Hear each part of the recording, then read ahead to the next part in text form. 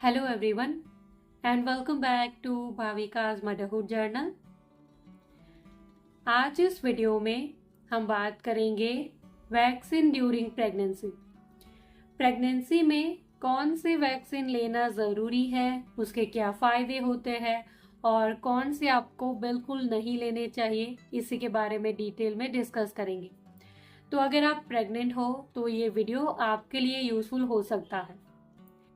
सबसे पहले बात करते हैं ज़रूरी वैक्सीन के लिए कौन से आपको लेने चाहिए। उसमें सबसे पहले है टीटनेस का वैक्सीन।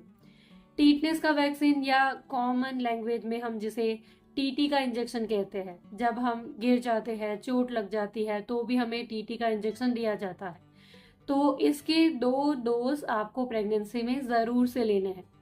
ये क्यों ज़रूरी है? क्योंकि जब आपकी डिलीवरी होगी और बेबी को आपसे अलग करने के लिए वो जो कॉर्ड होती है उसको काटा जाता है। अगर आपने प्रेगनेंसी के दौरान टीटी का इंजेक्शन नहीं लिया है और उसको काटते समय अगर बाय चांस बच्चे को कोई इन्फेक्शन हो जाता है तो फिर वहाँ पर बच्चे को बचाना थोड़ा सा मुश्किल हो जाता है। तो इसीलिए कंपलसरी आपको प्रेगनेंसी के दौरान टीटी के 2 वैक्सीन लेने हैं। सही टाइम क्या है? तो जैसे बहुत सारी जगह पर तो जैसे ही आपकी प्रेगनेंसी डिटेक्ट होती है उसी टाइम पे आपको 1 डोज दिया जाता है।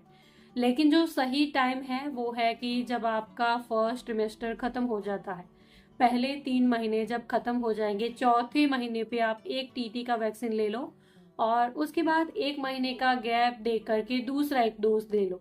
तो इस तरीके से आपको टीटी के 2 डोज ज़रूर से लेने चाहिए। गवर्नमेंट और प्राइवेट हॉस्पिटल दोनों में ये कंपलसरी दिया जाता है। गवर्नमेंट में फ्री ऑफ कॉस्ट आपको ये मिलेगा। दूसरा वैक्सीन है फ्लू का वैक्सीन। ये कंपलसरी नहीं है लेकिन एडवाइजेबल है। गवर्नमेंट में ये शायद आपको नहीं मिलेगा, प्राइवेट हॉस्पिटल से आप लगवा सकते हो। फ्लू का वैक्सीन आपको क्यों लेना चाहिए? जैसे अगर आप कोई ऐसे एरिया में रहते हो जहाँ पर बार बार फ्लू का आउटब्रेक हो जाता है, या फिर अगर आपकी डिलीवरी विंटर के टाइम में होने वाली हो, सर्दी जुकाम खांसी का जब मौसम हो, तो अगर आप प्रेगनेंसी के दौरान फ्लू का वैक्सीन लेते हो तो डिलीवरी के बाद भी ये बच्चे को प्रोटेक्ट करके रखेगा।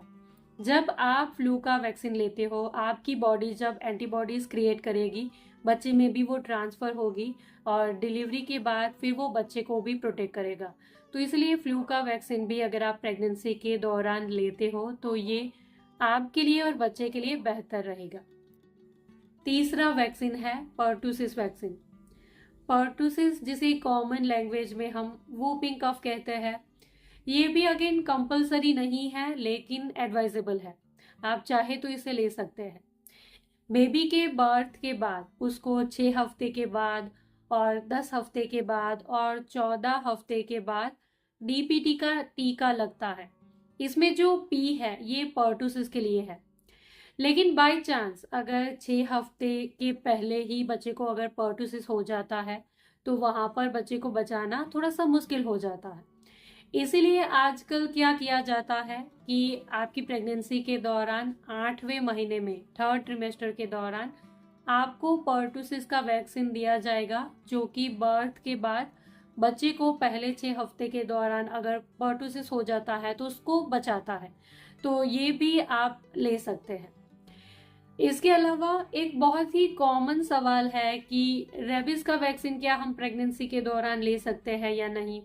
रेबीज का वैक्सीन क्यों दिया जाता है? जैसे बाय चांस अगर आपको किसी कुत्ते ने काट लिया, डॉग ने बाइट कर लिया, या फिर कोई ऐसा जानवर आपको काट लेता है जिसके लिए आपको रेबीज के वैक्सीन लेने की ज़रूरत पड़ती हो, तो वो आप प्रेगनेंसी के दौरान ज़रूर से ले सकते हो। बाय चांस अगर प्रेगनेंसी के दौरान अगर आपको कुत्ता काट लेता है तो उसके लिए आप रेबीज के सारे कोर्स, सारे इंजेक्शन प्रेगनेंसी के दौरान भी सेफली ले सकते हैं, उसमें कोई मनाही नहीं है।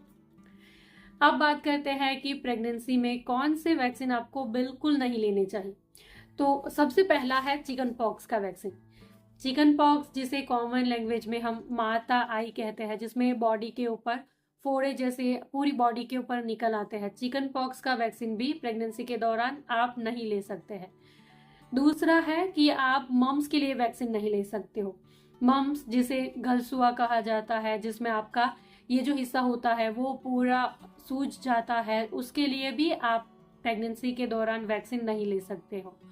और रूबेला के लिए MMR का जो टीका दिया जाता है वो भी आप प्रेगनेंसी में नहीं ले सकते हो।